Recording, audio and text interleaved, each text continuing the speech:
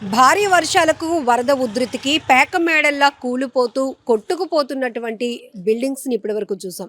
But విశాఖలో ఒక్కసారిగా అర్ధరాత్రి సమయంలో జరిగినటువంటి ఈ వింత ఘటన, ఇది వింత ఘటన ఎందుకంటే ఇక్కడ మీరు చూస్తున్న ఈ కసిరెడ్డి ప్లాజా కావచ్చు, లేకపోతే ఈ పక్కన ఉన్నటువంటి ఈ ధరణి మినీ ఫంక్షన్ హాల్ ఏదైతే ఉందో, ఈ రెండు బిల్డింగ్లు కూడా న్యూ కన్స్ట్రక్షన్స్.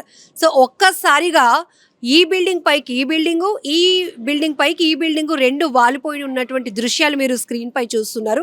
దీంతో ఒక్కసారిగా ఇందులో ఈ కసిరెడ్డి ప్లాజాలో నివసిస్తున్న మొత్తం అపార్ట్మెంట్ వాసులైతే ఒక్కసారిగా భయంతో పరుగులు పెట్టారు.